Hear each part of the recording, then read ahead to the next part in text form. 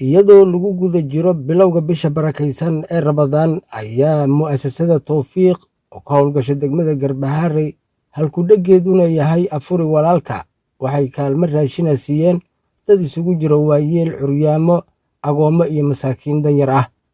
mu'asasada Tawfiiq ayaa ka qayb qaadata waxbarashada iyo kaalmaynta dadka masaakiinta ah, sidoo kalena waxay afur u kariyaan dad gaaraya ilaa 150 lacag ay mu'asasada Tawfiiq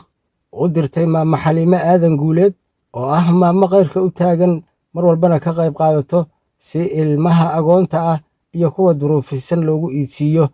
ayay mu'asasadu u gadeen carruur gaaraya 200 oo cunug. isku soo wada duubo qoysaskii maanta kaalmada raashinka la gaarsiiyey ayaa u duceeyey una mahadceshay howlwadeennada mu'asasada Tawfiiq. waxaan u mahadcelinaynaa awalan ilaahay subxaanahu wa tacaala bisha barakaysan Ramadaan soo gaarsiiyey Ramadaanteedii kalena sidaan oo kale walow aanan hadda mujtamacan iyo intaan ballaaran aanan ahayn haddana maanta waa una soo gaartay. waxaan haddana khaasatan u mahadcelinaynaa mu'asasada Tawfiiq iyo guddoomiyaheeda iyo intii kala qayb qaadatay dhalinyaro u badan rag dhalinyaro oo filantari ku shaqaynaya. ilaahay subxaanahu wa tacaala ka ajri xasanaad allah ka siiyo, allah ka abaalmariyo. ummadii sadaqada ay la baxday oo ummadda sadaqadan la baxday wayna soo gaarsiisay mu'asasada Tawfiiq. annagana waa guddoonnay anagoo hadda ilaahay fadligii lug iyo gacan iyo ilbaan la ah. Ramadaan intii hadda aan soonnaa qof bini aadan oo ehel aan la afurhay fadliga ilaahay marka galabta tan marka waa reen iyo farxad bay iyad marka insha Allah taala bidna alkariim waxaan leenahay mu'asasada Tawfiiq jiro hal Allah waariyo iyo gudoomiyahada iyo dhammaan howlwadeenadeeda ehelada intaan siisay oo duceynayna in badan baan ugu mahadnaqaynaa. Allah barakeeyo, Allah annagana daawo, Allah nooga dhaga dhacanka shafaa, Allah nooga dhigo, Allah iyagana Allah barakeeyo,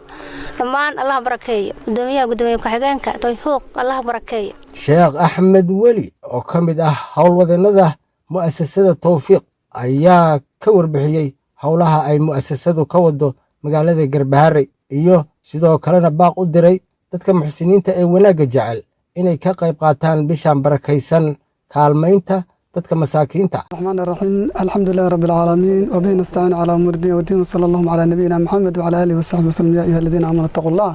حق تقاته ولا تموتن إلا وأنتم مسلمون. أولا إلهي سبحانه وتعالى وانكو حمدنا mahad aan la koobi karin Allah subhanahu wa ta'ala ku xamdinaynaa. Allah ina soo gaarsiiyay bisha Ramadaan oo khayr ka badan. meeshaan insha Allah ta'ala dad baan waxaan rabnaa inaan ugu sameeyno wax yar oo afurin ah. midaas oo ka keenay magaalada dhexdeeda laga keenay oo meel kale aan ka imaanin dadka muxsiniinta walaalaha ah ugu talagaleen dadkooda aan wax ku afuraan haysanin. xaqiiqatan dadkii oo dhan ma aan keenin ayaga oo tabarta darnaa oo dhan ma aan keenin inta aan awoodi karnay ayaan keenay. dadkaas ayaga ahna ay awoodeen dadkaas ayaga ah waxaan siinay insha Allah ta'ala qoys walba bur iyo bariis iyo sonkor iyo saliid iyo timir wixii aan ka gaarnay. dad badan oo sidaas oo kale aad iyo aad u dhibeysan oo wax ku afuraan haysan way joogaan. waxaan arintaas ayada u sameeynayna wax kale ma ahan markaan ogaanay dad badan oo magaalada joogo oo wax ku afuraan haysan ayaan wax u dhaxgalnay dadka ayada oo uu ka yahay gudoomiyaha mu'asasada Tawfiiq. insha Allah ta'ala waxaan sameeynay Ramadaankan hadda koow ma ahan Ramadaan horena sidoo kale aan sameeynay Ramadaanka waxaan sameeynay wax la yiraahdo afur walaalka wixii aan helnaa dadka siina waxa la wixii awood oo dadka laga soo helo markaas ayada ah anaga oo waxba kale ku qaadanayna Rabbi subhanahu wa ta'ala inagu dhawaana doonayno. sidoo kale waxa ka socday magaalada meelo kale sidaas oo kale oo afurin ah intaan bis ma ahan waxa jirto wax carruur ka badan 100 iyo ka badan ah oo agoomo ah oo sidoo kale ayagana la isiinayo la siinayo dharka ciida qayb ka mid ah hadda loo qaybiyo qayb ka mid ah insha Allah ta'ala ay ku socoto qaybta ay ku socoto. waxa jira sidoo kale rag dalib cilmi ah oo jooga oo laga afuriyo meel maqaayadaha laga afuriyo jiro intaana waa intii dadkii maxaan ku dhahaa dad kale oo macna magaalada oo xaafadii wixii loo heli karay. ilaahay baa ku maasan subhanahu wa ta'ala midaan xaga arad bixinta agoomaha oo kale gabar wala yiraahdo Xaliimo khayr Allah siiyo ba aad iyo aad uga dadaashay waxay ku bixisay agoomo badan bay ku bixisay. waxaan leenahay marka dadka walaalahana waxaan ku boorinaynaa inay dadka walaalada u dhimriyaan inay u naxariistaan inuu qof walba wuxuu heli karo inuu siiyo in dadka sadaqada la iska aruuriyaan in sadaqadaas iyada lagu dadaalo midka laga qaadayna khayr bay u tahay kan la siiyayna waxbay u taraysaa labada waxbay u taraysaa marka qof walba sadaqada uu bixina maalkiisa waa baraka u noqonaysaa aakhirana mid uu hergalo ilaahay subxaanahu wa tacaala agtiisa ugu tagay noqonaysaa gabagabadii gudoomiyaha mu'asasada tawfiiq cabdiqaadir ibraahim guuleed kana mid ah dhalinyarada ugu firfircoon degmada Garbaharey ayaa isaguna ka warbixiyay waxqabadka Tawfiiq Foundation for Education and Development ee magaalada Garbaharey waxaana hadaladiisii ka mid ahaa ajmaciin alxamdulillaah thumma alxamdulillaah ilaahay ma shukr u sugnaatay galabta aan loo soo hortogeliyay annagoo ah tiimka mu'asasada Tawfiiq ee Jubbaland gaar ahaan degmada Garbaharey in aan ka qayb qaadano ama aan sameeyno barnaamijka mu'asasada ay wada ee la yiraahdo afuri qoys muslima raashinkan aad arkaysaan